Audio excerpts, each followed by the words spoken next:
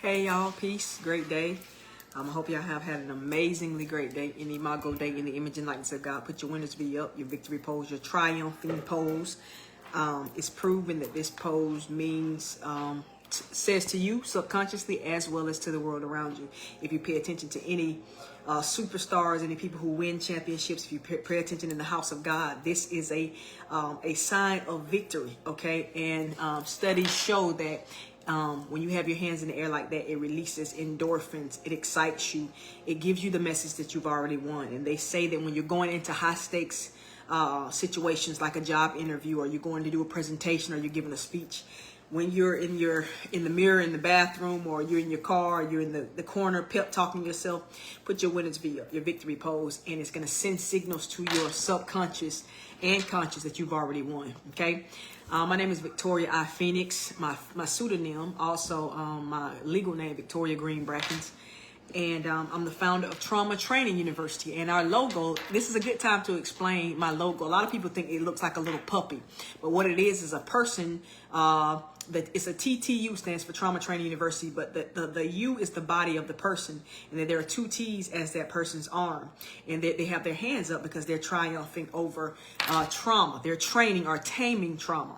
And it's a person with a little a head with a crown on it. And it looks like for a long time, I was like, people are going to think this is some kind of little puppy or something, but it's actually a person. So I just thought about that before I came on here, and I thought it was a good time to talk about my emblem, my logo, Trauma Training University. But Trauma Training University is my company. I founded it in 2021, I think, and we believe that trauma in childhood should not ruin adulthood.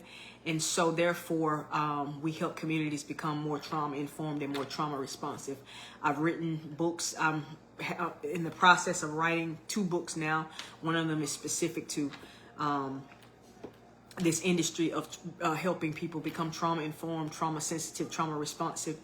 But I'm also in ministry. But everything I do, though, ministry is intertwined in it. So even I'm glad that I have the ministerial edge to what I do as a trauma trainer, okay? What I do as an A.C.E.s or adverse childhood experience or social trauma escape artist, strategist, what I do. I'm glad that ministry weighs heavily on that. And that's some of what I'm going to talk to you about tonight. Well, really not, but it's going to have that kind of light on it. And so let me say this. Well, first of all, so playing A.C.E.s. A.C.E.s stands for Adverse Childhood Experiences, which is trauma that happens to a person between the ages of 0 to 2 years of age.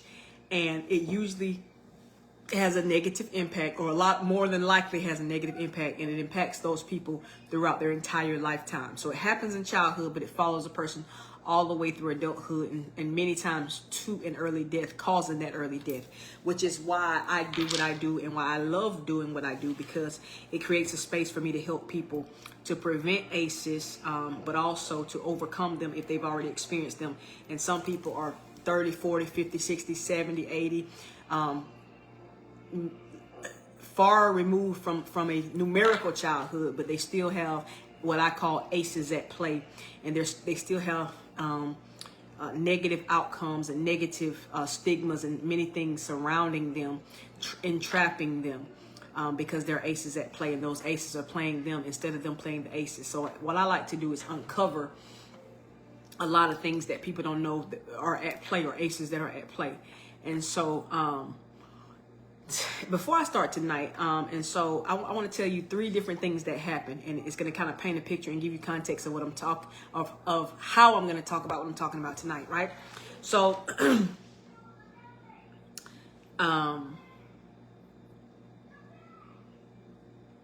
so a few months ago, I was at this mental health. I go to a lot of events. I've been to a lot of resource fairs, community fairs, conferences, a lot of trainings that I hosted or people brought me in. So I have a lot of different stories and experiences in addition to things that just happened in my normal life before any of this happened. But all this happened in the last probably 3 to 6 months, right? So one instance is this. I was at a mental health resource fair, right? Or mental health awareness resource fair. And I was a speaker. I was one of the main speakers there, but I also set up a booth to show people what I do to promote Trauma Training University, my company, right? And so my booth was set up next to, or this lady came and set up next to me, and she told me the name of her group, and it sounded like very much like a group I work with. And I said, so, you know, is this the same thing? What's the difference? She said, no, it's not the same thing. And actually there was like one word different. And I said, okay. So I asked her, what does she do? And she told me that she told me whatever the name of it is, whatever, you know, the process is. But she told me that,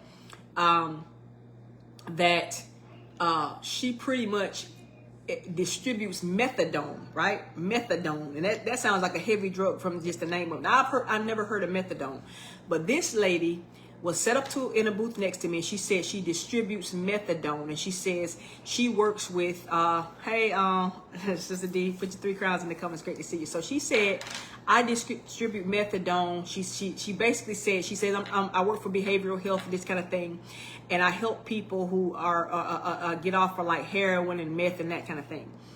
And I said, and I was talking, and she was like, yeah, I said, isn't that like trading one drug for another? She was like, yeah, but it's not. She was trying to tell me why this is beneficial. And she was like, yeah, you know, the people come in, they sign up, and they come and get their daily dose. And, you know, after they do so well, then we give them like a treat. I do believe she said we give them like a treat, and they have doses of the drug to take home, right? Now, I've never heard of methadone, and then I thought about it when I've been teaching on this Dope 6 series. I have heard of methadone, right? And so she said, this lady, it wasn't by happenstance. God made my booth next to this lady's, right?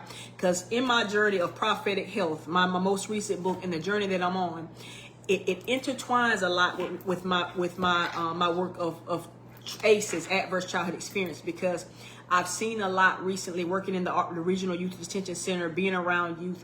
I've seen what I believe children as well as adults, we're over medicated. The system we live in. The subtitle of my most recent book is taking your God-given health back from physicians, pharmacists, and profit seekers. Even especially in mental health. Now, because I train on A.C.E.s or adverse childhood experiences or in social traumas, it falls into the mental health category industry. And I recently, you know, in the last year or so, I put up a lot of posts about physical health, mental health, how your food affects your mood, and all types of things, right?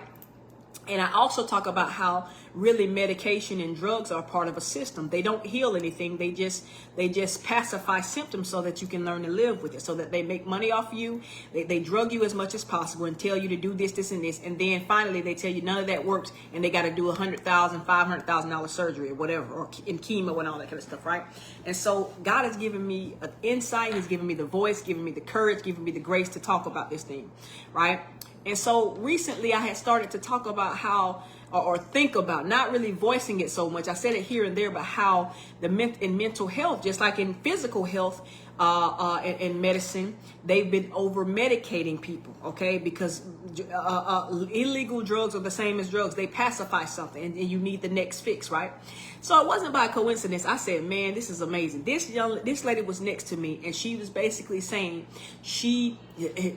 it's a system. You get paid, and you want to help people get off of a drug by replacing it with another drug. And I remember the scene from Ray Charles' movie, from Ray, the one where Jamie Foxx played Ray. Well, I don't know any other movies about Ray Charles, maybe a documentary, but the movie Ray, when Ray Charles was like, no, I don't want that, when they were trying to give him whatever they were trying to give him, he was like, no, that's like trading one drug for another. I want to go cold turkey, right? And I've seen other people do that, but it just irked me, and it was a holy indignation in me. And I was like, Lord, you put me here for a reason, to let me know. Well, let me not go into that yet. So that's one instance. That was about 3 or 4 months ago. I was a speaker, one of the main speakers, and I had a booth set up. And this lady just happened to put her booth next to me to tell me that she distributes methadone for a living, right? To help people get off of heroin and that kind of thing, right? And then I was at a conference. I was presenting at a conference, and the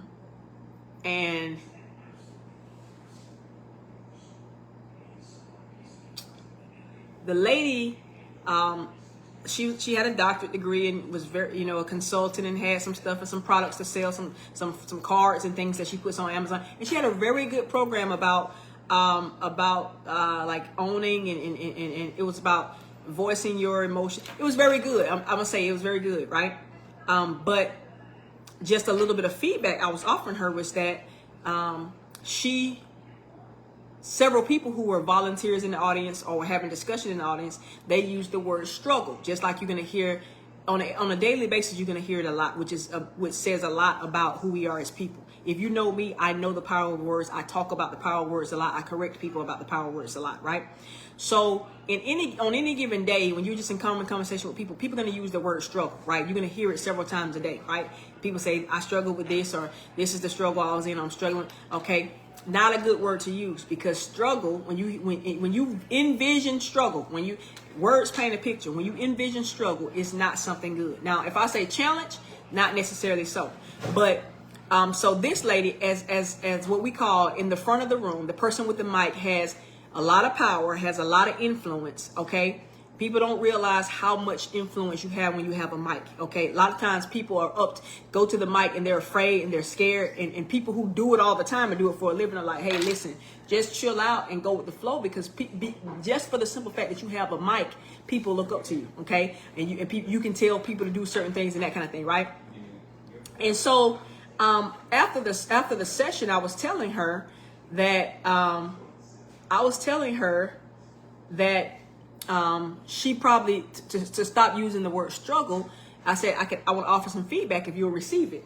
And I said, instead of using the word struggle, why don't you use the word challenge instead of or a potential for growth or something like that? And she was like, well, no, I don't necessarily believe that, because I have to give people a chance to tell their story. And I said, absolutely, you need to. I have to give people a chance to express themselves and express their pain. I said, absolutely, I believe that, but you're helping them to get the problem out so they can solve the problem, but you're adding work to yourself, because the more they say struggle, the more in their mind they're painting that it's a big issue to deal with. And yes, it can be a very serious and heavy and weighty issue to deal with, but the more you say, and you can say, hey, we're pulling it out so we can deal with it, that's a good thing. But when you say I'm struggling with this, or I want to talk about my struggles, whenever I hear the word struggle, I think about a person that's in the headlock that's being tussled back and forth, or a person getting beat up by a bear, or a person wrestling. Versus if I say I was challenged by this guy, I was on my way to the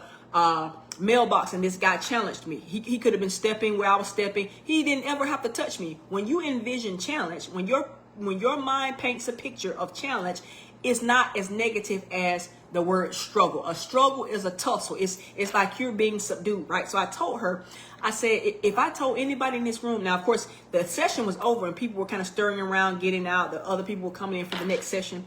And I said, just be honest. If I told you to imagine struggle versus imagine challenge, you're going to have a certain thing in your mind, right?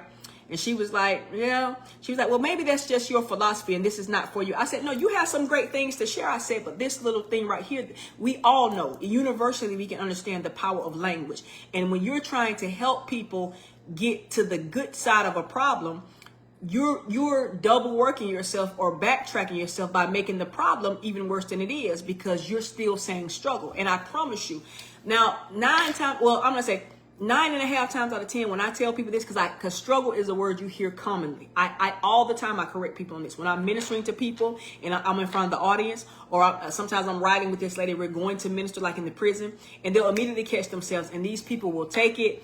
And all throughout the day, they'll catch themselves and say, I'm sorry. Or if I say the word trying, stop saying trying, just say you're doing it, right?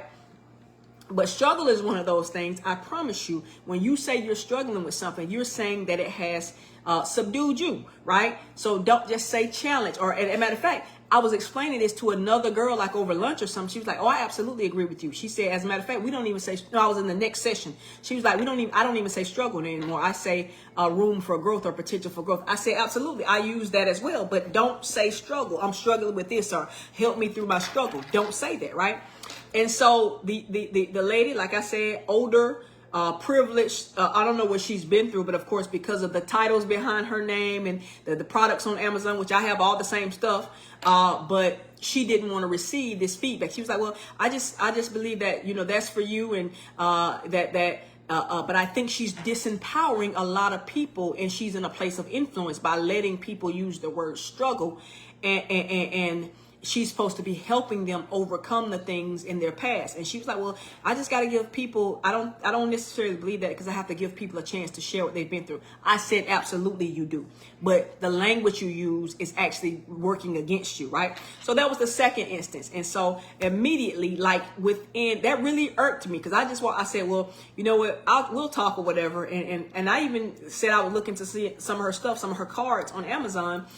This activity she did was really great. And like I said, for the most part, it was good stuff. But then that thing irked me. Matter of fact, I told you I was talking about it in the next session. And like 9.5 out of 10 people, the next person said, I absolutely agree with you. I stopped using struggle. I don't even use challenge anymore. She said, I don't say challenge or struggle. I say my potential for growth, or my areas for growth, or something I'm working on, right? Like most people do. But this person did not want to receive it. And it rocked me for the next couple sessions. And then it stopped rocking me because God gave me another session that I would teach at some of these conferences I'm going to. I created a whole nother session based on this, right? And then, so that's the second thing that happened within the last 6 months, right? And then, this actually happened before the last session, but I couldn't think of it. Thank you, Holy Spirit. So in between the one where my booth was next to somebody who told me that for a living, their organization distributes methadone to help people get off of heroin and other harder drugs, which was so crazy to me, right? But God put me there for a reason. And then I told you about the session that I presented at maybe about 3 weeks ago. And while I was in another session learning, because I'm always learning, growing, after my session, I was in another session, and the lady refused to say that she would change the language of struggle and helping the people who she's leading and feeding from the front of the room to exchange that word struggle and use a more powerful word. She said, you know, that's not for her. God immediately said, hey, listen, you saw it for a reason to use it in the season. Those of you who know me, that's one of my favorite quotes. It's in this book. It's my personal quote. I saw it for a reason to use it for a season, right? So immediately, but on my trip home, I came up with a whole new session a training that I'm going to do. I might release it on here one day, but I'm going to be doing it in some of these conferences I'm presenting at, and it'll be part of my curriculum at Trauma Training University, right? And it's based on the mindset and the mentality of a victor, a person who wins, right? The language and the mindset of a victor, okay? But so God gave me that just by being kind of aggravated with that lady refusing to realize, to accept the fact that using the word struggle is debilitating for people who are trying to overcome things. I'm not saying you shouldn't acknowledge it. I'm not saying, she was like, well, I got to give people a voice and let them tell what they've been through. Absolutely. But watch the language that they use, because you're giving it more power than it has, right? So that was the third thing. But let me go back to the second thing that happened. And I'm going to tell y'all where I'm going with this in a minute. Within the last 6 months. So I trained this major organization in my region, right? They're big with mental health and behavioral health and that kind of thing. So I had to do 2 different trainings because it's a large group. All right, and also they're self-contained, so you know everybody couldn't be out at one time, and they have several different locations and several different moving pieces to it, right? So both of the trainings were very powerful. People were impacted very much. They were very engaged, and we got some good work accomplished. But at the end of one of the sessions, the young lady said she wanted to follow me more. She actually purchased one or both of the books that I had available at that time. The 2 that I'm talking to you about, or that I will reference tonight, on and off. And she was like, and in some kind of way, I was talking to the group about the program that I still have it, but I don't promote it as much anymore. I don't do a lot with it. It's kind of just in the archives of helping people write and publish their book. And she was like, yeah, I want to know more about that. But let me come back. That's not what it was about. But we got into the conversation. There was a minister there, and he was talking about, and I don't even know how relevant the fact that he's a minister is to this conversation, but I do remember that about him. So I think he raised the question, or somebody raised the question, I think it was him, about how,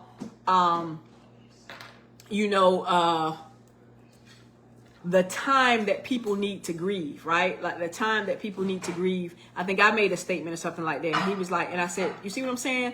You know, you can do it, but it can be too much and that kind of thing. He's like, yeah, absolutely. You have to, you know, help people to come back. You have to, you know, acknowledge that it's there, walk them through it, but don't let them go too far. And so she said, this lady, the lady who later on said that she wanted to be a part of my organization or get into my program for writing and publishing books. And she said, well, see, I don't necessarily believe that's true. Everybody's timing is different. You can't tell a person, you know, when they need to, because I think we had used something like, you know, it's time to get over it, it's time to move on, that kind of thing. And she was like, you can't do that. It's different for every people. You can't do that. And I know how to command the group and not lose time and that kind of thing. I said, absolutely, you can't tell a person specifically their time. I said, but you can guide them, and there is a such thing as too long, right? And she was like, and I knew exactly where she was coming from. This is the kind of stuff that my leaders talk about a lot now. When you have, and I'm getting into ministry here, a little like into a ministry here, where you have a lot of people who have religious thoughts and believe that because they have titles and education, they disregard what's called the anointing. They disregard it when God gives you the power to do something, right? And so she said, so later on, as the session was ended and she was talking about, she wanted to find out more about my author and publishing mentorship. I said, yeah, there's somebody else asked something. Do I do anything else?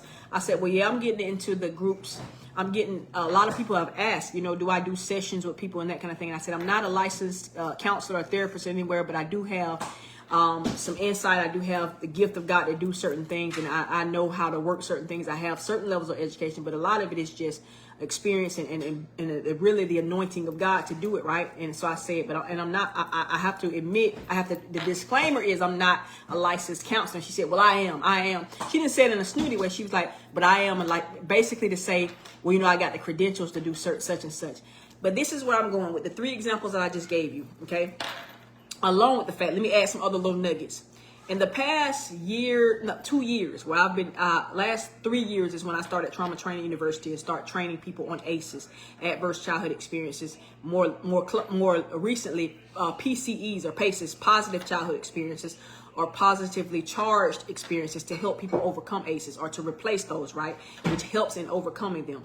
So the last 3 years when I got really into doing this, the last 1.5 years, 2 years, and did it more now than ever, and many opportunities, many doors have opened for me. God has opened the floodgates in many areas, things that I never could imagine I would do, or places I would be invited. And it happened to me because God saw me in a secret place putting in work and having the heart for this since I was a child growing up, you know, as a child of A.C.E.s or adverse childhood experiences, even though it wasn't called that then, I didn't know.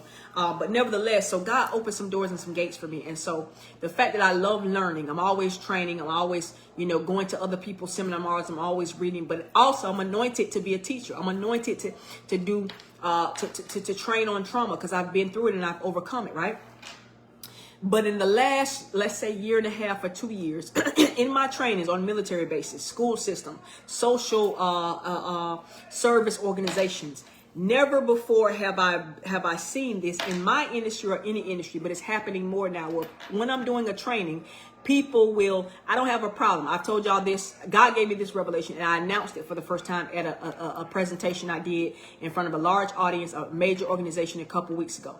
This is what God told me one night a couple weeks ago. He said, tell people this, you know, people invite you to school systems, people invite you to speak at military bases all over, right? Corporations and that kind of thing. And he said, you know, sometimes people may get offended when you go there and you talk about God. I'm a minister. I'm a prophetess, evangelist, and teacher, right? I'm a minister, and ministry is heavily intertwined with no apology in what I do, because I absolutely know that's the only way you're going to truly overcome trauma and play aces and not let them play you. I know for a fact I don't mind. It's going to organically come out, okay? But this is what he said. Because it organically comes out, God said, I want you to word it this way, and I want you to share it with people. He said, anytime I'm invited to a stage like this, because there was a major organization, major conference, and I presented a proposal, and they accepted it, right? So people invite me to places where it's like church, separation of church and state. We don't want to do this, and this. And of course, I'm not preaching or teaching. It's just going to come out as a part of my experience, my testimony, that kind of thing, right? But God gave it to me this way. He said, I want you to tell them that when you present and somebody that invites you to a place like this, to a table like this, to an audience like this, okay, and they want what you're talking about as it relates to ACEs or adverse childhood experiences, social traumas, right?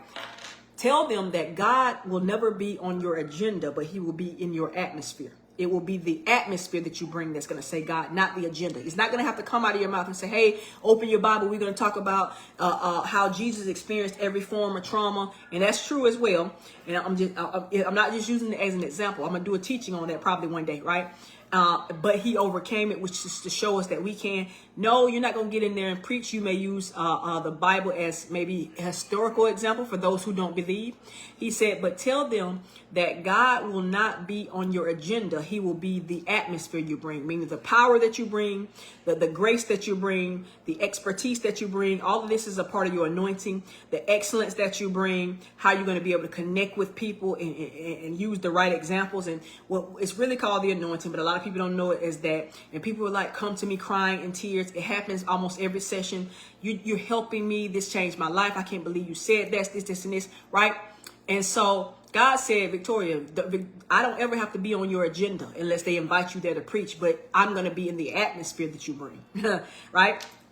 And so that's how God recently broke it down to me. But like I said, in the last 1.5 to 2 years, I have never before seen in my industry, me personally, and I know it's happening in other industries, but me personally, people coming up to me saying, I like the way you intertwine God into this without making it overwhelming. Or I like the way you were not afraid to share examples of your faith.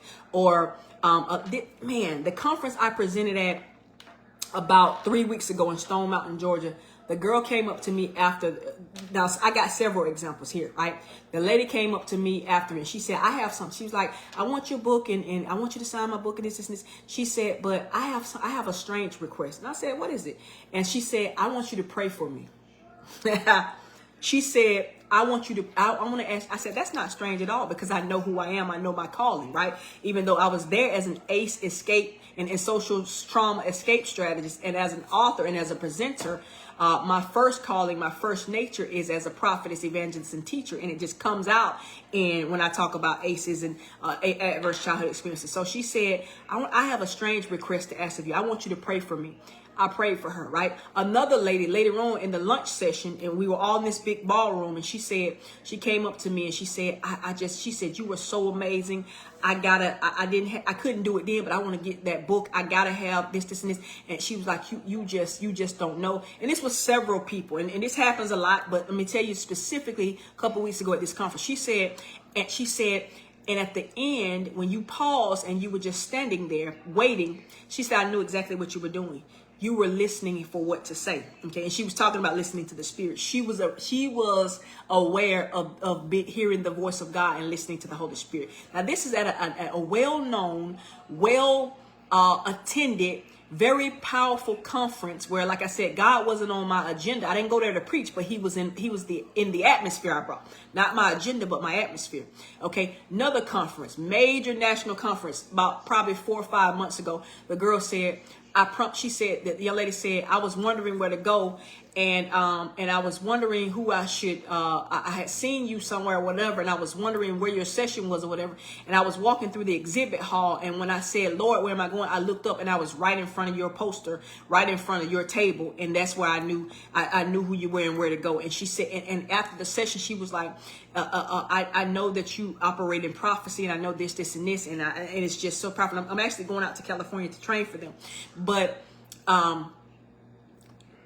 that's only a few examples of things that have happened in the last 1.5 to 2 years where this is the point I'm getting to. The 3 major examples I gave you are things that have happened to me in the last 6 months when I was out doing this work. Okay. And then these small little nuggets of how people have been saying they have been spirit led to my sessions, or how they picked up something in spirit, or how I spoke prophetic, or how they could pick up the prophetic on me, this kind of thing. So this is happening in the mental health space, right? This is happening in a major health, national health industry and health platform, right?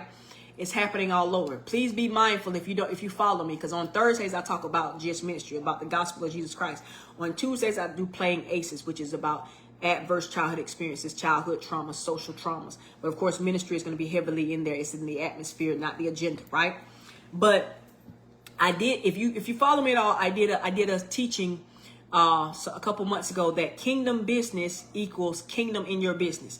That kingdom business is not just about what you do in the church and for the church directly, okay? What you do, sing in the choir at church, you minister in the church, you go out and you do jail ministry like myself for the church, or you go out and you pass out food or whatever. That's totally like, this is the church reaching out. Kingdom business, that's kingdom business, but kingdom business also means kingdom in your business. Whatever you do, if you're a barber, if you're a hairstylist, if you're a carpenter, if you're an electrician, if you are a trainer, a speaker like myself, God should show up in your business by the principles that you use, universal principles. I told people for a long time, and I say it now, for probably about 7 to 10 years, I spent a lot of time on following people and studying people, going all over the world, retreats and things like that. When I taught economics, I was doing professional development to be a better economics teacher. But also I was doing my own thing, learning how to speak better, learning how to strategies as how to reach people better, learning personal and professional development. So I spent a lot of time, energy, and money, which was well worth it. I love it. I love to learn and teach. I love to grow. So it was beneficial to me in many different ways, right?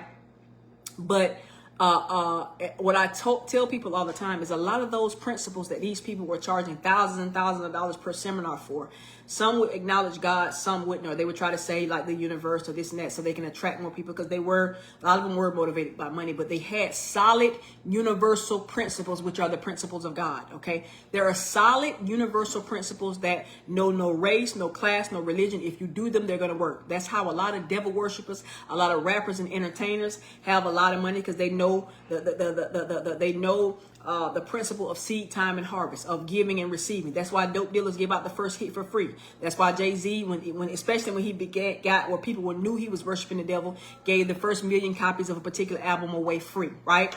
And so there are universal principles, and that's the kind of thing, universal principles. And the more you are in Christ, the more you are in God, he's going to tap you into the deeper understanding of that, as well as how to communicate it with people without necessarily putting God on your agenda, but in your atmosphere, okay? So that people can receive what they really need, okay? The Bible says you become all things to all men. No, you're not trying to water down and deny Christ, but if somebody invites you to a setting and they didn't invite you there to talk about Christ as a preacher, but they brought you in there to talk about physical therapy, or they brought you in there to talk about overcoming traumas and adverse childhood experiences, you have to have the wisdom and the grace of God to go in there and do what you do and leave a deposit from God, okay, in a way that people can receive it and their lives will be better. That's how you get a big ticket name. That's how God makes your name great, when you spend the time that you need to incubating, okay,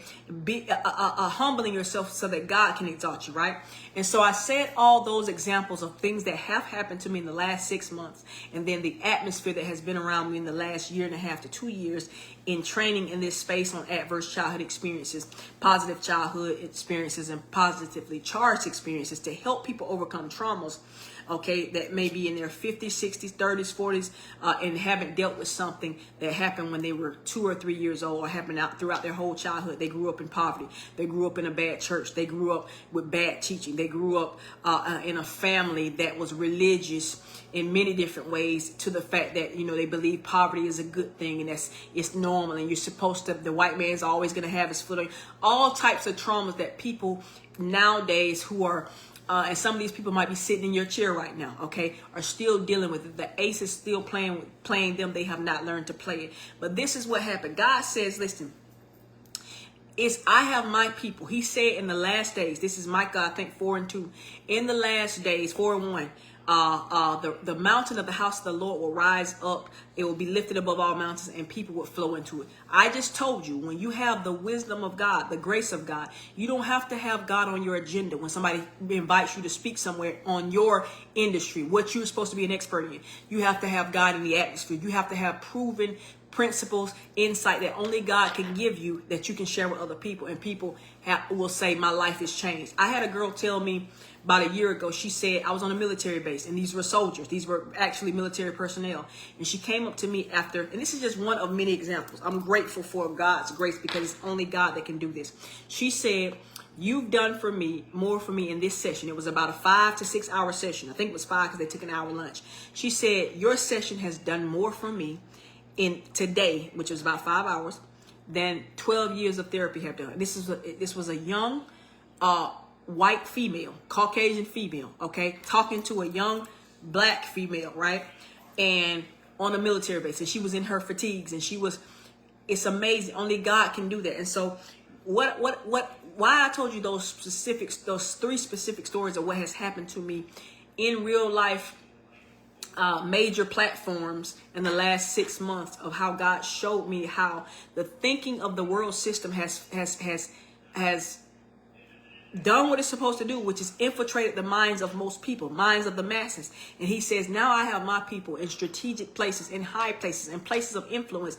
Just like I was telling that presenter at the front of the room, you have a mic, you're in the front of the room, you have power. All it takes for you to do, I'm not telling you to keep people from sharing their story and their pain, but you have to tell it with a different language. Don't use the word struggle. She didn't receive it. Every other person that I've ever told that to, they receive it. Okay, but like I said, many times people get blinded because they have education, they have titles, and guess what? They have no power. They have no influence. They go by the book, all right? And the book is going by the book, which the world system has created. And I don't want to get too deep on you here, but did you know that have you ever thought of the fact that you live in a world system, a system that builds sick days into your work calendar every year? Sick days. They expect you, and they want you to expect to be sick, not wellness days, not self-care days. Okay, before I left the system and left like a job type thing, right? When I would put in requests, I would say I'm taking a wellness day, or because first of all, I'm not taking a day to be sick. Okay, as a man thinketh, so is he. There's power in words. I just told you the whole scenario about the word struggle that I had with this lady who was presenting, but even if I wasn't feeling well, I'm not taking a day to be sick. I'm taking a day to minister to my health or to my wellness. So I'm not giving power or credence to sick, okay? But did you ever realize that the world system you live in creates into your work calendar sick days, okay? They won't give you days for, yes, you have personal days, but many times personal days have to be used for going to somebody's funeral or for emergencies, accidents, but you don't have, the world system doesn't build in wellness days, okay? They're sick days for a reason. So the world system we have we've lived in, and that has been formed around us and in us and for us by the devil. Y'all know it's only 2 spirits that back everything in this world. It's either God or his enemy, the devil, right?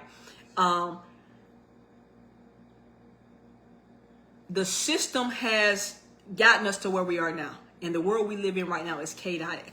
It's a mess. I'm not going to go into detail. I can name a lot of things right now, but let me tell you this. So the name of this particular playing A.C.E.s is They Lied. And I want to talk specifically about the middle example that I used. When I told you about how, I told it last, but it really happened to me between the other examples, where this lady was telling me, she told me, when I told her I'm getting ready to start a group, because every time I go train somewhere, people were like, well, what are the next steps? How do we connect with you? Do you have any groups? Do you help people through? And I told them I do the live sessions on Tuesdays and Thursdays, or Tuesdays now. That's the one I dedicated to A.C.E.s. And then on Thursdays is mostly like the gospel ministry, right? But a lot of people still follow that. I have certain classes and courses that I teach that I can come and do for your organization or whatever group you want me. But it's been a while since I had a mentorship group. I did one that was about like wealth building in light of being a person that's overcoming A.C.E.s. And that's a different twist on it, right? But I didn't have a group where I just talked of like kind of coached people and mentored people through living a life successfully of playing A.C.E.s, overcoming A.C.E.s, and actually triumphing over that trauma and actually living empowered for the rest of your days. I didn't, but then recently God said, I want you to open up this group, right? Because so many times I go and people are like, do you coach people? Do you mentor people? And I wasn't, because that wasn't my thing. But a lot of times God has a plan for you different than what you have. But nevertheless, so I was telling them about this, and I said, I guess got to give a disclaimer. I'm not a licensed counselor. But she was like, but I am, okay. I said, but God has gifted me, and I have some insight, and people actually, get help from what I do because of the anointing. I don't know if I said anointing in that session, but nevertheless, I knew she weighed heavily on her credentials, which is not really a heavy credential, but based on her body language, some of the looks and stuff she had, some of the contact she's had with me since then, I know that she's thinking, as the Bible says, more highly of herself than she ought to, right? And that's an easy way to mess up. But this is what, because of how she's been trained and how she leans heavily on systems and education and things and organizations and people to give her credentials, to put letters behind her name. And nothing's wrong with that. I have letters behind my name, and I had an amazing time and an empowering experience getting those letters behind my name. And unless God said differently, I would do it all over again. And a lot of people tell me, you're going to get a doctorate degree. It's just certain people that you can tell. And I'm like, I don't think so. And many people tell me that all the time. Many people call me doctor already. They think I am, right? But right now, that's what God has gifted me to do, and it can open doors for me. I don't necessarily have to go after, and I don't want to get into that because I don't want to make people think, because I might, as God leads me that way. But if He does, but many people tell me, I know you're gonna get, and a lot of people think I am, but that's not something I'm going after. I would rather be a doctor in the spirit, stay studying, staying low, humbling myself, and let God exhort me. Always learning, always training under other people, doing what I can. Paying attention to people, loving people, so that I can do what God created me to do, because I was born and bred for this based on my life story. A lot of y'all, if you read the last part of this, especially called Good Days, as well as intertwined all throughout this book, part of my story, right? But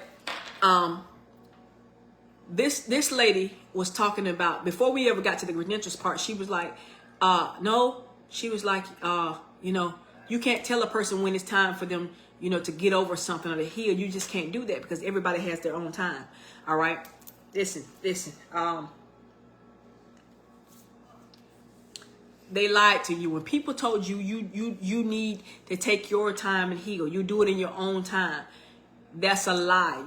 This is the same world system that builds sick days into your calendar. This is the same world system that has flu and cold season, where they prepare you to be sick.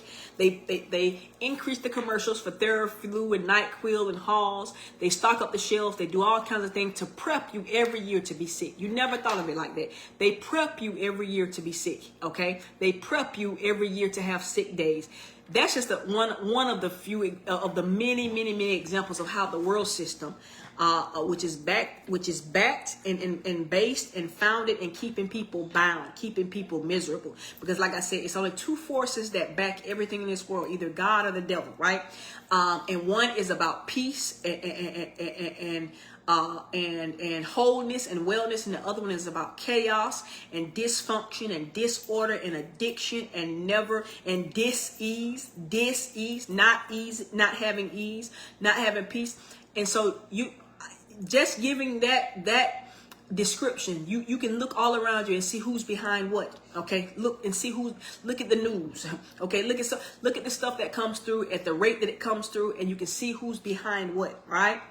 I'm gonna let that sink in for a minute. That was a mouthful right there. Let me take a hydration break, and I'm coming right back.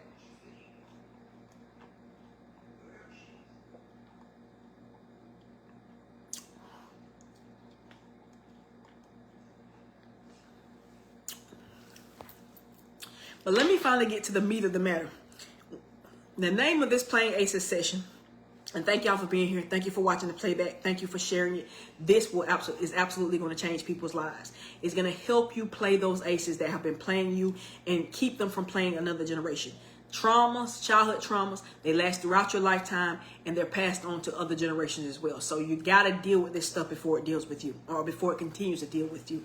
One of my most famous slogans: what you don't deal with will deal with you. What we don't deal with will deal with us. So the name of this session is They Lied. When people told you Give people time to heal. Give people time to mourn. Absolutely. Okay. And mourning is a part of healing. But let me tell you this. It's not your own time. There's a set time. There are certain books in the Bible, and now you can look at the Bible as historical book. You can look at it as a science book. All different disciplines are in the Bible, but I know it as a mystery book. I believe it as God's voice when He takes me to things specifically. Now you can read it as just a history book or a science book or a textbook, and I'm not joking here. It really can be all that to you. You still can get some good principles out of that, but to get the supernatural power of it, that get some of the results that I was talking about earlier, that people tell me and write to me about and come to me in tears about when I'm training, not even on preaching a message from the Bible, but I'm training on adverse childhood experiences. But something God showed me throughout His Word and through spending time with Him got that result. I didn't bring God as my agenda to this conference. I brought Him as my atmosphere, which is organic, which is I don't have to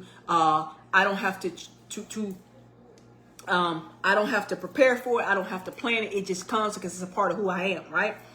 And it brings power with it. And so in Ecclesiastes and Proverbs are like some of the wisdom books. They're books that Solomon used. Solomon, one of the greatest men to ever live, wisest men, shared a lot of wisdom in these. I think he wrote Ecclesiastes too, or gave consultation on it. But nevertheless, I know he wrote Proverbs. Proverbs, Ecclesiastes have a lot of wisdom in those books. A lot of wisdom, just little nuggets. A proverb is like a small or a short nugget of wisdom. That's what the definition is, okay? Ecclesiastes has a lot of wisdom in it too. But in Ecclesiastes, a lot of people know this passage right here. It's read and used at a lot of like graduations or funeral, formal ceremonies, good, bad, and ugly formal ceremonies. I was at a high school recently, and they actually had it written on a bench outside, or painted on a bench outside the front door of their high school. But it's a passage from Ecclesiastes that talks about to everything there's a time and a season, right? And one of them and in there it talks about, and I didn't even like I said, I don't mind opening my Bible here and talking about, but I didn't even reference it. I think it may be Ecclesiastes 4 or something like that, where it talks about Ecclesiastes 4 or 5, a time to mourn. Matter of fact, let me turn there now. Okay. So what I'm saying is to you is this, so you know where I'm going. They lied to you when they said you need to take your own time to heal and to mourn. They're enabling you to stay stuck in something and put you in an atmosphere that's conducive for the devil to come in or to stay in. Okay. And if you don't like devil, if you say, well, don't talk religious to me, we're talking about A.C.E.s, they're putting you in a place where negative emotions and energy are going to be attracted, because everything produces after its own kind. Like attracts like. Okay. So when people tell you, well, just let him, let him have his time, let her have her time in mourning, and everybody mourns differently, and it's been months and months, and some people years and years, some people it's been decades, and people have destroyed their lives, are in heavy depressions, heavy addictions, all types of foolishness, because somebody told them, and let me ask you this, if it's working, why is this person attempted suicide so many times? Why is this person addicted to this, and this? Why is this person failing at relationships? Why is this person eating themselves into an early grave, drugging themselves into an early grave? Why is it? Because it doesn't work. But the world system set up to keep people in bondage, to keep people, the love of money is the root of all types of evil. People set it up to keep you addicted to certain things so that they get paid. All types of things are intricately set up. But let me go to Ecclesiastes real quick. Ecclesiastes 4 or 5, right? It's a famous scripture. A lot of people have it tattooed on them. A lot of people use it. Like I say, it's 4.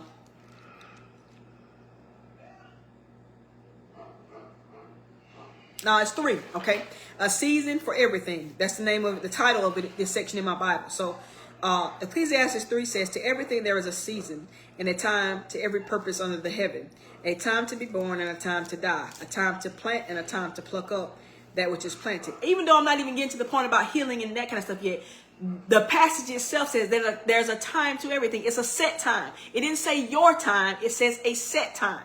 Okay. When everything in the universe is divinely orchestrated, it's not your time. It's a set time. Seasons don't come because we want them to come and go. They are set by the divine. My God, come on now. I don't want to preach here, but this is powerful, and I'm teaching on ACEs here. Okay. A time to kill and a time to heal. Okay. A time to, that could be one that we're talking specifically about.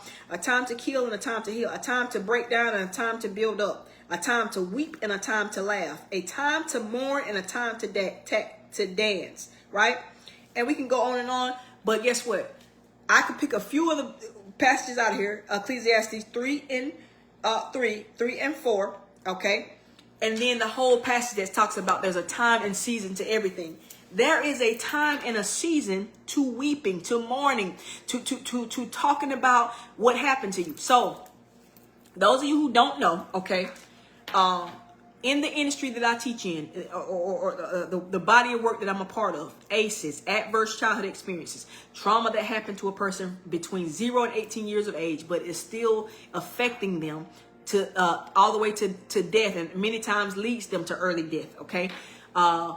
Depending on the severity of it, the frequency of it, the quantity, all that kind of thing, right? Unless people get in and do the work that I'm doing. I'm grateful that God has gifted me to do this. He's anointed me to do this. He's blessed me to do this, right? So we have this thing. To be trauma informed is people know now what's going on. They understand that there are aces at play, that people aren't just promiscuous and angry and violent, and we think they're lazy and squander their money and their time just because they're bad people. No, there's an ace at play, or several aces at play. And what it's called, the phrase that has been coined is, instead of what's wrong with you, when you're trauma informed, we say what happened to you. Okay. So if you don't take anything else from this tonight, this is something you can take to be trauma informed. We no longer do we say what's wrong with you. What's wrong with him? Why is he always abusing women? Why can't he settle down? Why does she keep attracting the same loser type boyfriend? Why do they never have any money even though they work like a dog? Why is it that they always sabotage relationships? Why do they just steal? Why don't they take care of their kids? It's not what's wrong with them, it's what happened to them. There are aces at play, is what I call it, or there are traumas that they have not dealt with, and so it's dealing with them, right? So we don't ask what's wrong with you, but what happened to you. But guess what? This is what God showed me. Man, he just added this recently. He said, we went from what's wrong with you to what happened to you. And then this is a piece he gave me to add. And what are you going to do with it? Okay. Not what's wrong with you, but what happened to you and what you're going to do with it. We can't get stuck in what happened to you. It took us centuries to get to what happened to you. First of all, because a lot of people don't want to acknowledge that aces are real, that they can be transgenerational, that people start out behind the 8 ball. People are set up to lose and to fail based on stuff that came through all the way from slavery, from their parents' genes, from the environments they're in. A lot of people who are born with silver spoons, or who have, safety nets and powerful people around them to help them learn systems and do things. They don't want to believe it. I met one, I knew him, but I got to know another part of him as it relates to what I do most recently. But I see it all the time. There are certain people who come from certain places, or they made it to certain places, and they want to sweep it under the rug and act like, you know what, you have just as much chance as I did, and I want to make myself seem better than you because I can do it, and so can you. When really it was already they had an advantage over you, or they made it through and now they want to act like it didn't happen to them, that they already were born this way, and that they come from this and that. All these aces at play, right? And so thank God we finally got from what's wrong with you to what happened to you. But then God said we can't stop there. There's always more, as my apostle said. And God gave me this. He said, it's not what's wrong with you. It's good that we went from what's wrong with you to what happened to you. But God says, now what are you going to do with it? To keep talking about it and rehashing it is just filling you with hate, with anger. It's just reliving the whole thing. There's a time, and that's why, like I said, when I told this presenter at the front of the room that that using the word struggle is you're working against the work that you're doing with these people. Okay, you're helping them to deal with their challenges and get to on the other side of it. But when you call it a struggle rather than a challenge, you're making your work even harder, because you're programming in their mind that I'm struggling with this, that this thing has me subdued. And so even though you're talking about how to overcome it, it's going to be harder for them, because guess what? Overcoming stuff doesn't happen overnight for a lot of people. Some of us are blessed to be able to catch things and meditate on them and work with them. But for most people, that's why people like me, and it's in your industry too, you have to be at the front of the room with the insight and the power to share with people, to help them to get over things, because the average person doesn't know it, right? And so people lied to you when they told you, well, yeah, take all the time you need to heal and that kind of stuff. No, because guess what? This is just go back to Ecclesiastes 3. There's a season and a time, a season for everything. A season, which means seasons, okay? When we talk about natural seasons, now I talked about the unnatural seasons that the world system has created. The devil creates flu season, cold season, and all types of things like that, right? And program you to be sick, all right? No, but the natural seasons that come yearly without us doing anything, we cannot control it. We can try to predict it. We can hope for it. We can pray for it. But the seasons are orchestrated naturally by God, by the divine. We have no say whatsoever in them. Guess what? That's what this passage is talking about. It says a season, a time, not your season, not your time. And so guess what? There's an expiration date on mourning. There's an expiration date on crying over the fact that you were molested as a child. There's an expiration date. If not, oh man, this is God. This is good. God showed me this earlier, even today. I've been working on this with me for a while, but even today he's been showing me different things. All right. Why is it that when you go to the hospital to have a baby, especially, let's say have a baby because you're doing something good, right? You have a baby. Everything's good. Everybody's healthy. They get the baby. Guess what? Shortly after the baby's born, they come in and start around the clock. You can bet, man, that first night or whatever is crazy, because somebody's coming in every hour on the hour to check you, to check the baby, check you. It's all types of reports and stuff they have to do. It's amazing, right? But they're also prepping you to get your behind up out of there, like in a day or two, okay? I remember the conversation being had. I remember the statements of somebody like 10, 15 years ago. People, my mom, elders say, oh, they getting your behind out of there now. Such and such is gone. It could have been having a baby. It could have been having a surgery or whatever. And it's like, oh no, she's not. She's out of the hospital. He's out of the hospital. They get your behind out of there. Guess what? At that point, they don't know if you're going to pay or not. They have your insurance information. Sometimes people may be on Medicaid or whatever, so they know they're going to get paid. But why don't they just let you stay there and just rest and reminisce on the surgery and just soak up? One thing is, and if you don't know this, I said I was going to study this, but I know it. It's something about the fluids in your body and your brain when you're lying down. A lot of times in your mind, you might have all this heaviness on you. I don't know about the day or whatever. But if you can drag yourself up, by the time you get up, I guess it's how your blood rushes or whatever. Getting up is half of the battle, right? Lying down and being in a lying down state, even on your best days when you have the best bed and the covers and the heater, the air is perfect, you're watching TV, you're doing whatever, it's still something about it, okay? So you had a major surgery, you had a baby, you did something great, let's just say had a baby. They don't want you to sit there and they want you to walk like the next day.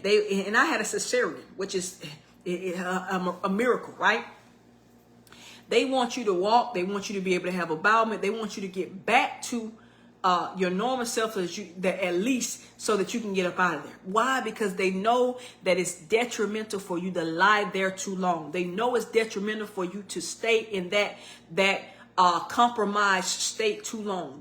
You've been cut open, or you've been opened up to have the baby vaginally. You've been cut over with the cesarean, whatever. It's like, hey, yes, it was a major part. Matter of fact, somebody said that a woman giving birth is as close to death as a person can come without dying. Okay, man, it's amazing when I realize it and you think about it, it's true, right? Or if, let's say on a bad note, somebody had, I'm not going to even use, I can't use y'all because the words are powerful. I know mine are, okay? So somebody has a major surgery, right?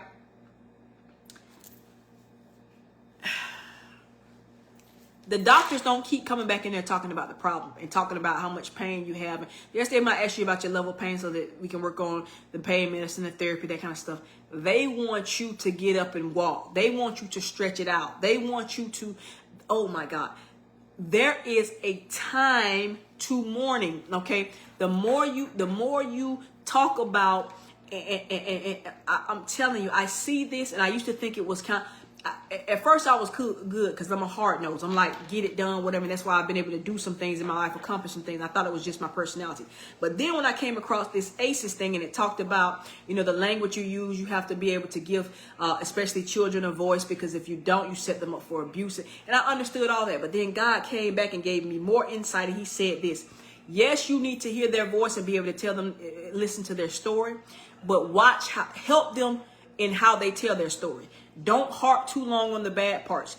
No, when, like the lady in the front of the room who disagreed with me, no, I'm not telling you to prevent them from being able to share what happened to them.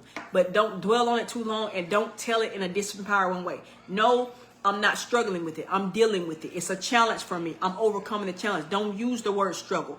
Don't use the word I'm trying. No, you're doing it. I'm overcoming this. I'm trying to overcome. No, trying subconsciously tells you that you have the opportunity to fail, that it's probably not working, but at least I'm doing something. Trying is a word. It's a curse word, okay? Struggle is a curse word, and I mean curse not as in profanity, a curse word. You're cursing yourself by using those words. So it's important that God has people like me and you in certain industries that you might not be a minister of the gospel, and that's not what people came to you for. They came to you because you're a hairstylist. They came to you because you're a third grade teacher. They came to you because you own a bookstore, whatever it is. And kingdom business, and I'm getting over into ministry now, but the insight that God has given me as an overcomer of A.C.E.s and a trainer now is that the system has been telling you the wrong thing, and that's why you have so many people relapsing in drugs, because they sit down in these meetings and they call themselves addicts, and they talked about, you know, the worst times they had, rather than talking about the great things about their life and the people that motivate them and what they're working on now and what they're looking to in the future. As a man thinks in his heart, so is he. What you think about, you bring about. So the more you want to hold on to your story and let him go, he hasn't overcome that yet, give him his time. No, there is a time, a season, not your time and your season. Guess what? The more negative emotions you have, the more breeding ground you have created for more to come. I don't want to get too spiritual. I can say, as a man soweth, that shall he also reap. Okay, or I can say, I could go into a lot of scriptures there and talk specifically about the devil. You know, resist the devil and he will flee. When you don't entertain that stuff, casting down imaginations. But I'm not even gonna get super spiritual on you. If you appreciate it, great. Which a lot of people who follow me know who I am, know I am in ministry. But some of you all who might not be able to or be willing to, as my pastor I grew up with says, eat the meat and spit out the bones. Let me say it this way for you: the more you cultivate your environment for negative emotions, the more are going to come and grow there. Okay, just like if you have a garden or something that's unkempt, it leaves more and more room for weeds, for animals, for all types of things to go in there, and so it's going to attract more. The more you dwell on something and say, "Oh, she needs that time to heal." No, get your behind up. No. Yes, listen. This is what God gave me, and I'm getting ready to get out of here. He gave me these 3 C's just tonight: confront it, control it, and then capitalize on it. Okay, confront it, control it, and then capitalize on it. Don't act like it doesn't exist. I'm not telling you don't ignore the fact that your best friend or your boyfriend or even you got molested as a child, or that I've been talking about this when I've been giving the prophecy for African Americans, them that dream. Go back and watch that series about a month ago. It was about 5 parts to it. Don't act. I'm not saying ignore the fact, and don't act like, you know, black people, brown people haven't been downtrodden, and the good old boy network and the systems have been set against us all the way from slavery even to now. I'm not saying don't act like it doesn't exist, or that, you know, your mother abandoned you, or she was always into somebody else, another child or a man or woman, whoever more than you. I'm not saying, I said you can confront it and say, yes, this did happen to me. Okay. Not what's wrong with you, but what happened to you. But then let's go to the next tier. Okay. This is what I've added to the body of work. Now, what are you going to do with it? Okay. We went from what's wrong with you, just blaming people. And then we became trauma informed, and we added not what's wrong with you, but what happened to you. Now God has given me the grace. I'm adding, and what are you going to do with it? Just talking about the problem. Listen, I taught high school for about between 12 and 13 years. Same high school, all 12 years, powerful time in my life. I'm a teacher by calling, by profession, by gifting, anointing, whatever. I don't work in a school system anymore, not like that. I train school systems now, but not in a classroom or in a building setting, right? So, very early into my career, because I'm a different type of person, always been different, I stopped eating in the teacher's lounge. Now, because I'm different, from the jump, I ate with a different group of people. I ate with all the older white ladies. Okay, a lot of them had money, they had experience, they were settled. But guess what? What I soon found out is that a lot of them were bitter. A lot of them should have been retired a long time ago or left. They were trying to wait out until retirement. But because the nature of the child had changed, the nature of the world we live in had changed, and they weren't up to speed with that. And y'all know it's crazier now, but that was in the early 2000s. It had started to happen then. They were not willing to adapt. They had no idea what they were doing. They were not sensitive to the needs. And so a lot of them should have been long gone, but they were trying to wait out retirement, all for the wrong reasons or whatever. But nevertheless, I found out that a lot of them were bitter. A lot of them were really stuck in the world system. Like I said, I think differently, have always thought differently, been different.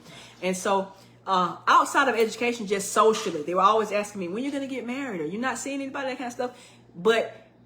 But nonetheless, they all in there had been married several times, and were even now they were talking about their children's on their third, and they were talking about, well, he's having problems with her because she's, and so and I'm like, don't pressure me, you know what I'm saying? I don't have that pressure from society like y'all did. Y'all grew up in a society that pressured you all to get married, and now you would rather have 3 or 4 husbands than wait and find yourself and find it was just crazy stuff. But let's go back to the education part of it, right? But of course I was beyond all that, and I didn't mind speaking my voice. But I probably ate in there with them for a year, if that, and then I started eating in my own classroom because I wasn't hanging around. I'm different from most people, right? But I said, let me at least get a different perspective. And I went to some of the nice Christmas parties in the nice neighborhoods, but I didn't even eat with them very long. I started eating in my classroom where I had time to study. I could pray. I could read. I could just have peace to myself and not have to be aggravated by people who thought like commoners. Okay, and not to offend anybody, but I just think differently from most people. And I was working on things. I was writing books. I was traveling. I was writing programs. So I was using my time very wisely, rather than listening to a bunch of gossip and foolishness from people, my peers, who were doing that kind of thing, right? But what I found, even when I was eating with the older white ladies, okay,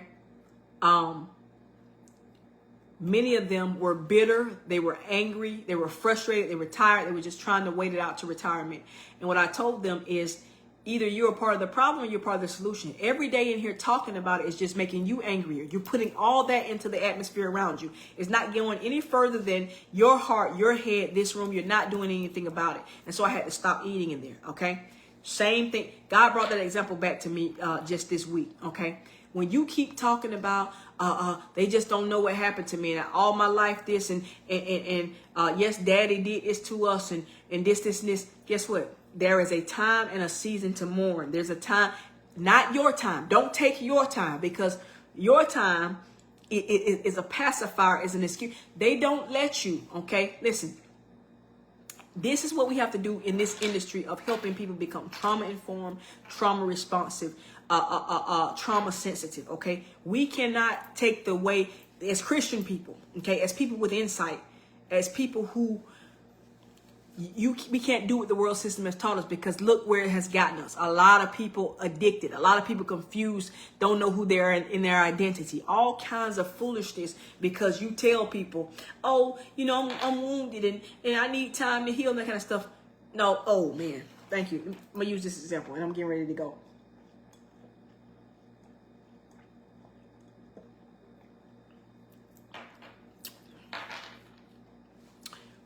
I hope I make this as plain as possible, and I hope I say it right. I told you I'm a different type of person. The things in my life, the results in my life, the things I've accomplished, the things I've been willing to do, the mistakes I've made, the sacrifices, the blessings, prove that I'm different, right? On many different ways and different levels, right? We're all different, but many people will say, well, guess what? You got hard skin, or tough skin, what they say, or you're this type of person, you're hard. Everybody don't deal with things like you. But let me tell you this. That's true. But not just speaking of me or a few people as specific people. Categorize it as a group of people, okay? Champions confront things, control them, and capitalize on them, okay? Confront it and say, yes, I was betrayed. Yes, I didn't have a fair chance. But I'm going to control it. I'm not going to let it control me, and I'm going to capitalize on it, okay? Y'all heard me say a quote, I saw it for a reason to use it for a season. Use it in a season, okay? Or a lot of my quotes in that book talks about how, matter of fact, the subtitle of this book says it all, okay? The title and the subtitle, play your ace before it plays you. And then the subtitle says how to use social trauma for empowerment rather than imprisonment. How you can capitalize on something that was meant to tear you down. Or as the Bible says, your enemies become your footstool. They propel you higher than where you could go on your own. Okay. If they had not been present in your life. Right. And so no, you can use that as a cop out. So you can stay in your as they say, pissing and moaning, complaining and feeling sorry for yourself. And it's 10 years, 20 years. I'm not even saying 10 months, 2 years later, and you still mourning about losing somebody or losing a job. Listen, earlier this year, was it this year or end of last year?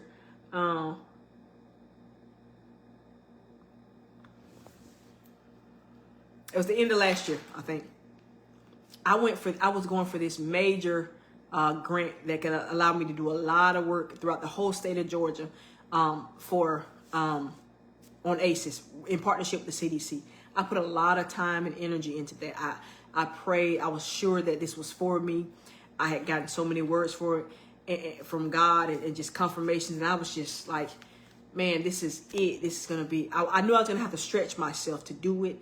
But I was like, I'm willing to do it. I love this work. I can get a lot done this way. I really just by faith thought it was mine. And then it had to wait a while for it. I put a lot of time and energy into it, stretching myself even to do the grant because I've never done anything like that. Calling on people to help me, just did. I put my all into it and I was sure that this was mine, right?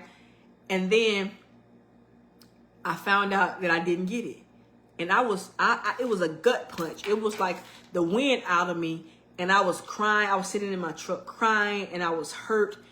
And I promise you that lasted probably for about a minute at the most. I'm thinking some seconds, like 38, 48 seconds, but probably a minute at the most because of how God has built me, because of the heart of the champion that's in me, because I know, and guess what, later on, I found out what I suspected. It just prepared me for something else. And really, I was proud of myself because I realized that they said they opened it up to anybody, to small business, many people, all the way up to state governments and that kind of thing. So the fact that I actually thought I could compete with them and thought I actually had it said a lot about my faith, about, my confidence, about my, but I promise you that thing rocked me to the core. But I can't even really say to the core because it takes a little while to get to your core. I promise you probably about a minute, I was really hurt about that thing. And then I was like, Lord, I trust you. I thank you. And I was right. That's part of who I am spiritually. That's part of who I am. It was just, but let me say this. And let me tell you this.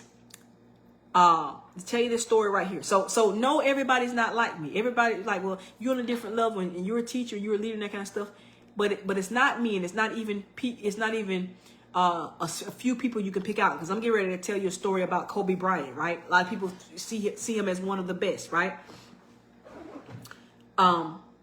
It's champions who do it. So if you want to consider yourself a loser versus a champion, or an okay average player versus a champion, that's okay. But you can't put it on me and say, and a few other people and say, oh, they're just like that.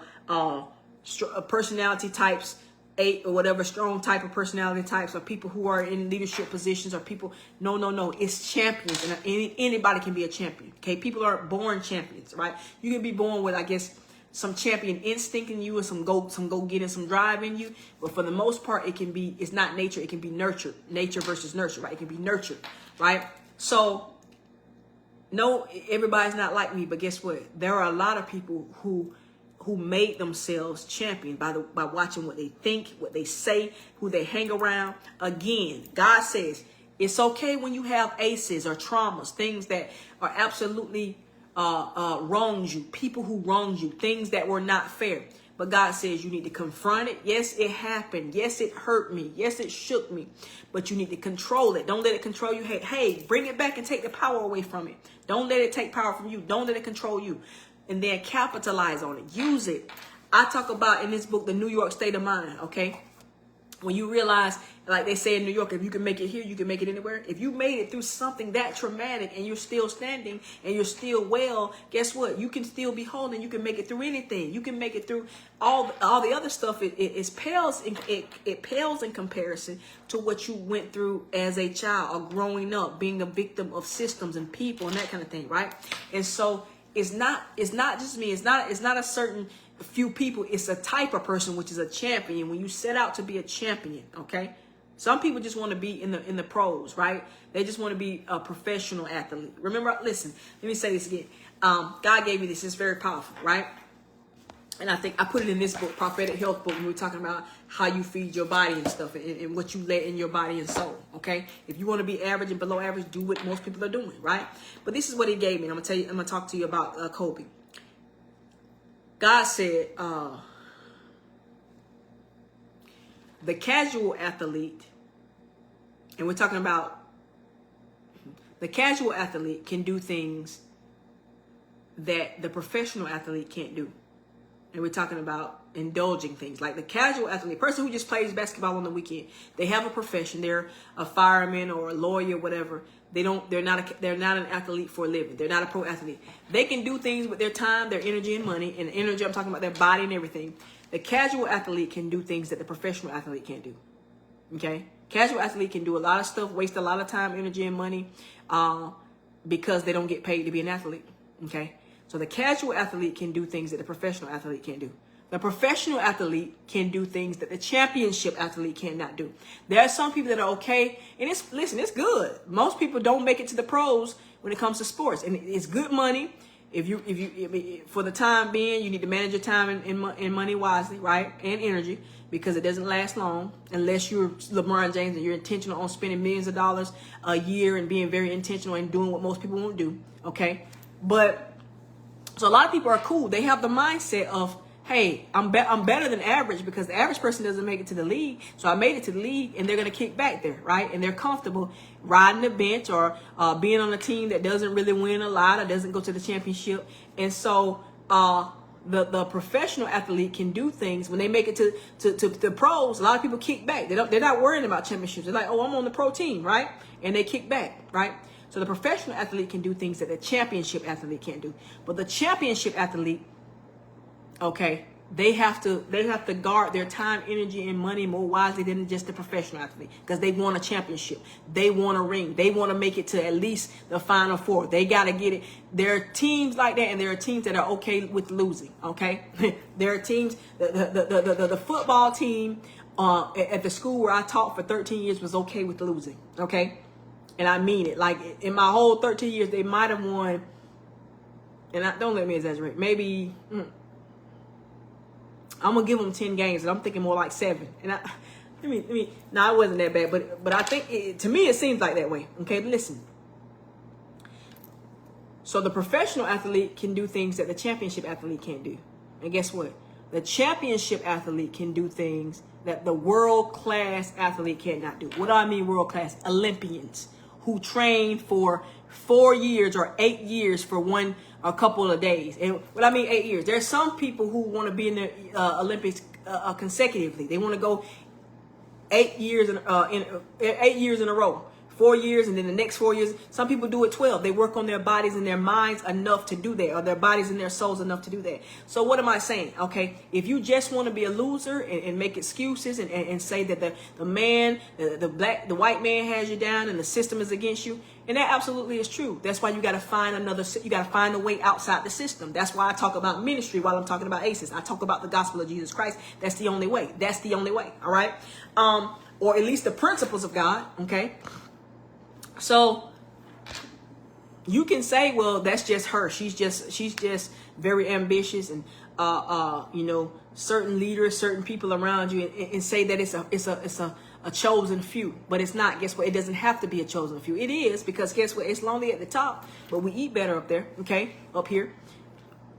But the casual athlete can do some things that the professional athlete can't do. The professional athlete can do some things that the championship athlete can't do.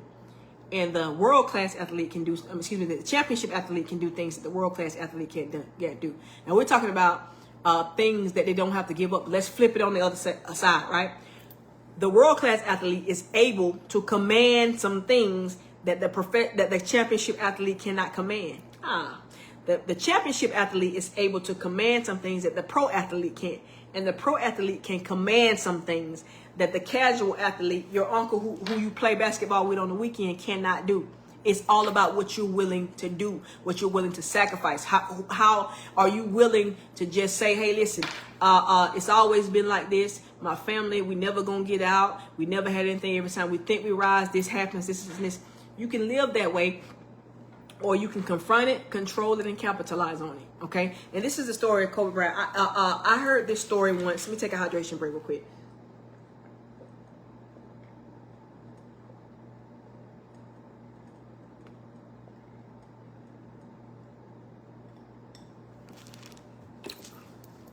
All right. So, so this guy I used to follow, Patrick Bet-David. I think he made a lot of his money selling insurance. But Patrick Bet-David, he's like he's like Greek or Armenian or something like that.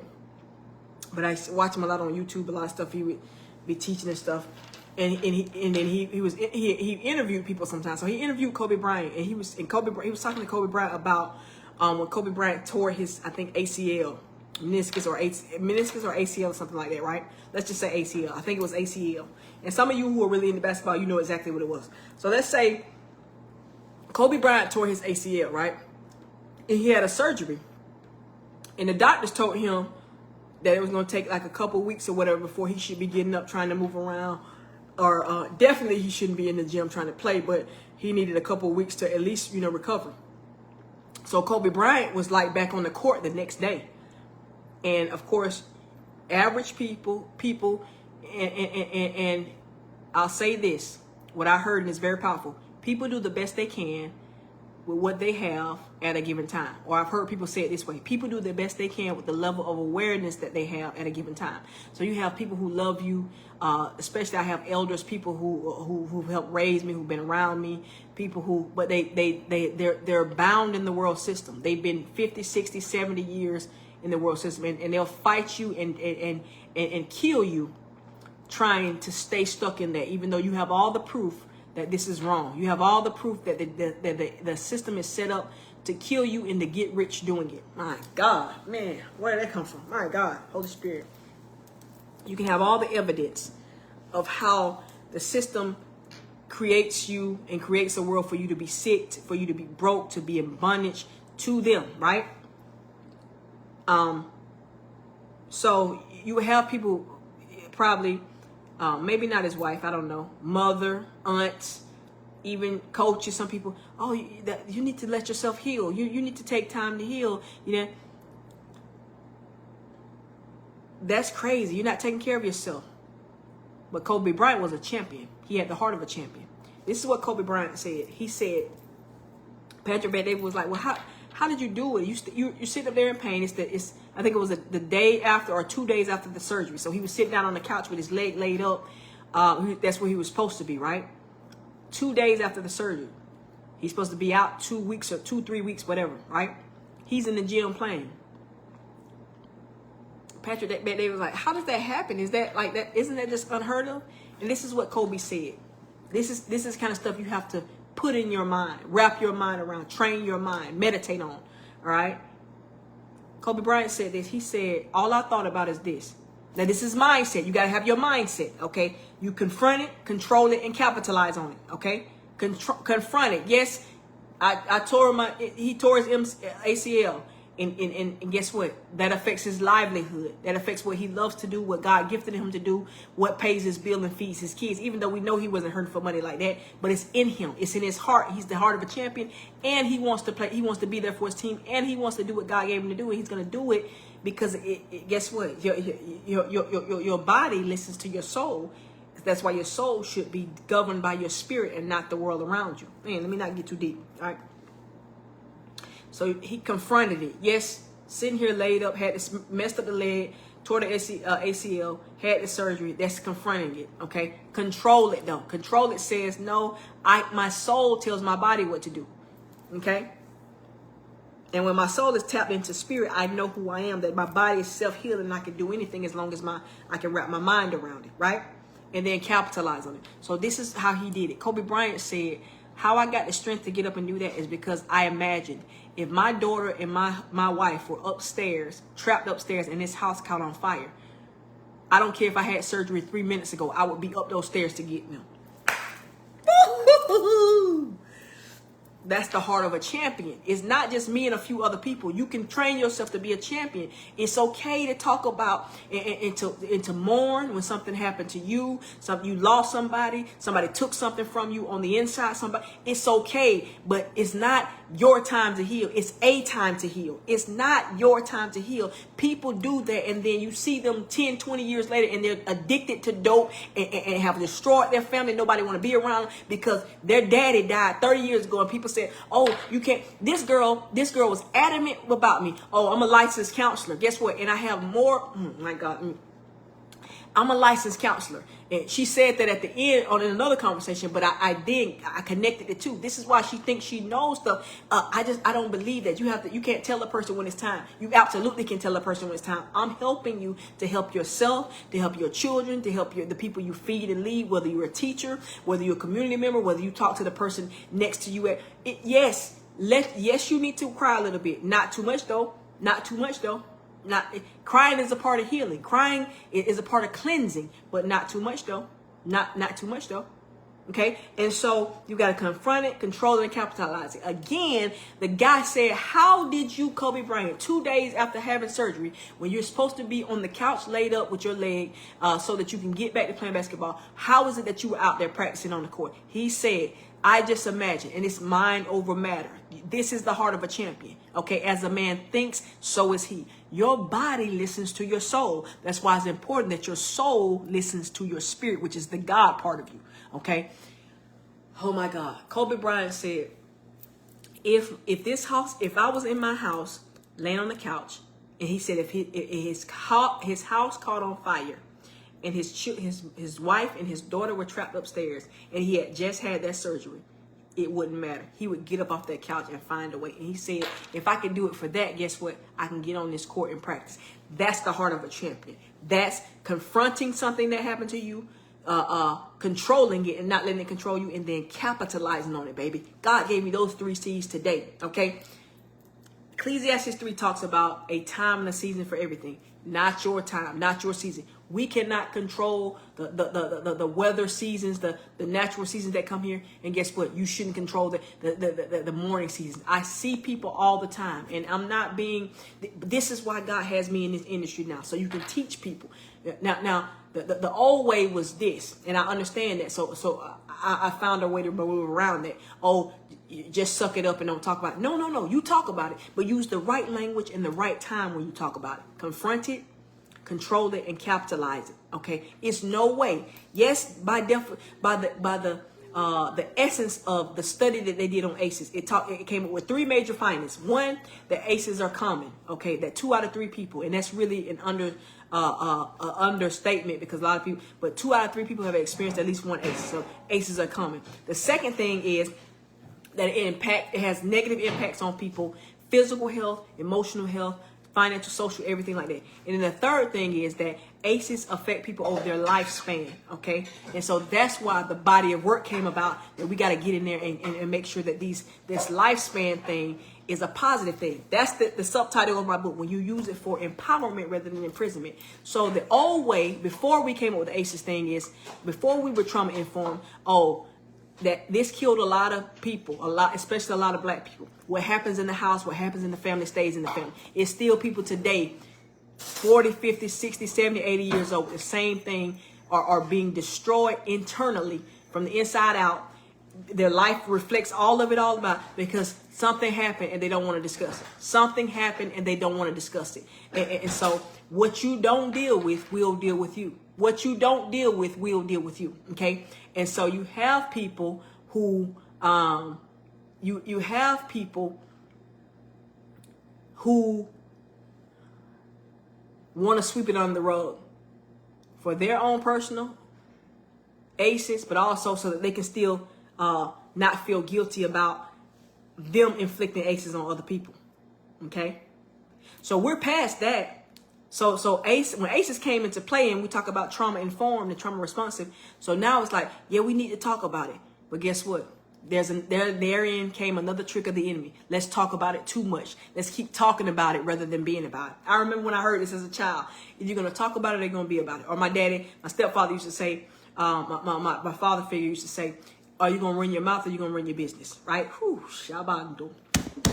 Are you going to run your mouth or you going to run your business? So we went from ignoring mental health and ACEs and acting like stuff didn't happen so we went from not what's wrong with you to what happened to you. And yes, man, we made strides. People are recognizing it from pulpits now. They're recognizing it in science labs. They're recognizing that trauma is real. ACEs are real. They can be transgenerational. But guess what? Then the enemy creates another little, and says, hey, y'all be happy they're talking about it now, and talk about it too much. Just like one thing that really irks me about these addiction recovery programs, they talk too much about how they did so many things for drugs. Guess what? When you talk about how you love the person so much that you did anything, that's going to make you rehash that love for them, right? So it's not what's wrong with you, is what happened to you. And then even further, it's what are you going to do with it? It's okay to mourn, but there is a time for mourning, not your time. There is a time for mourning, not your time. It's a time for healing, okay? That's why after surgery, they get your butt out of there in a couple of days. After having a baby, they get you behind, because it's not about you lying around in that state. You got to get back up and get moving and get things. And so the people who told you, oh, give him time, give her time, they lied to you. And that's why you have people decades later still haven't gotten over the fact that they lost their dad when they were 10 and now they're 56. Okay, still haven't gotten over the fact that they grew up poor and now they're 39, right? Because you got to confront it, yes, but control it and capitalize on it, okay? And so with that being said, this has been a powerful session. I hope I got everything out that God wanted me to get out. If you have questions, you can put them in the comments. You can inbox me. Man, I love what I do. I love the grace and the anointings and the opportunities God has given me. And I know that this is going to help somebody. I want you to share it. I want you to look back over it, okay? I'm going to sit here for a minute.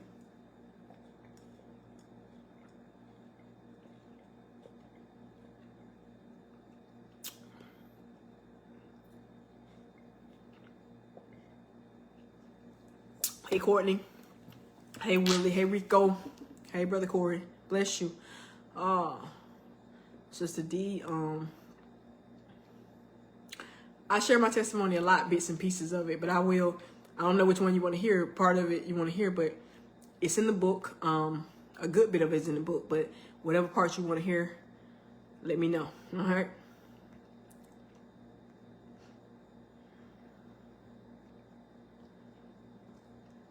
I love y'all so much, but God loves y'all more. That's why he's graced me to do this, right? All right, peace, y'all. I love y'all.